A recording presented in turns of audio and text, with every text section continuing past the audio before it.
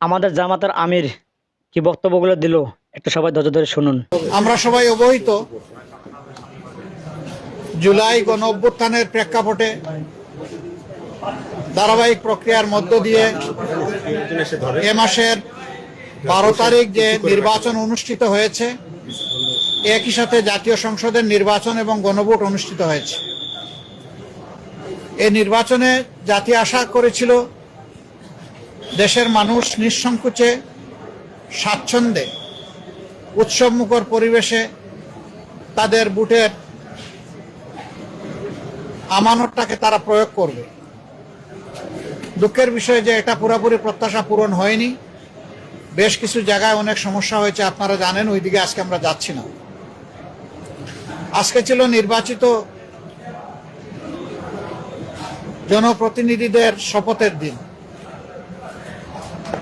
আমাদেরকে চিঠি দেওয়া হয়েছিল গতকাল গভীর রাতে, যেটা আমাদের জন্য কিছুটা অস্বস্তিদায়ক ছিল। তারপরে আমাদের নাগরিক দায়িত্ব হিসাবে দেশবাসীর প্রতি সম্মান রেখে আমরা এসেছিলাম শপথ নিতে। ইতিপূর্বে বেশিরভাগ ক্ষেত্রেই আমরা লক্ষ্য করেছি একই দিনে একই সময়ে শপথ অনুষ্ঠান অনুষ্ঠিত হতো। এবারে বোধহয় আপনারা তার ব্যতিক্রম লক্ষ্য করেছেন। সরকারি দল আমাদের আগে তারা শপথ নিয়েছেন। আমাদেরকে সংসদ সচিবালয় থেকে যে পত্র বা চিঠি দাওয়াতনামা দেওয়া হয়েছিল, সেখানে 2টি শপথের কথা উল্লেখ ছিল।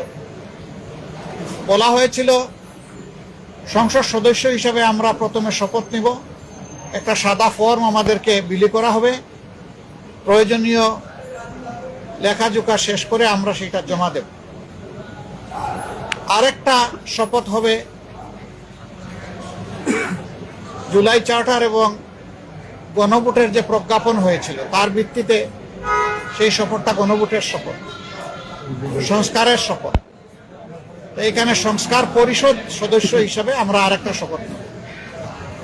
আমরা হলে প্রবেশ করার পরে সংসদ সচিব আমাদেরকে জিজ্ঞেস করলেন যে স্যার, সকালবেলা সরকারি দল তারা শপথ নিয়েছেন, তারা শুধু সংসদ সদস্য হিসাবে শপথ নিয়েছে, আপনারা কি করবেন? আমরা তখন বললাম যে আমরা 2টিরই শপথ নিতে এখানে এসেছি।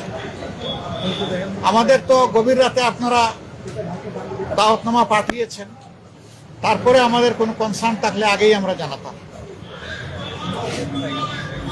আমরা কেন 2টা শপথ নিলাম, ওনারা কেন একটা নিলেন? ওনারা কেন নিলেন তার ব্যাখ্যা ওনারা দিয়েছেন। আমরা যে ব্যাখ্যাটা দিতে চাই, আমরা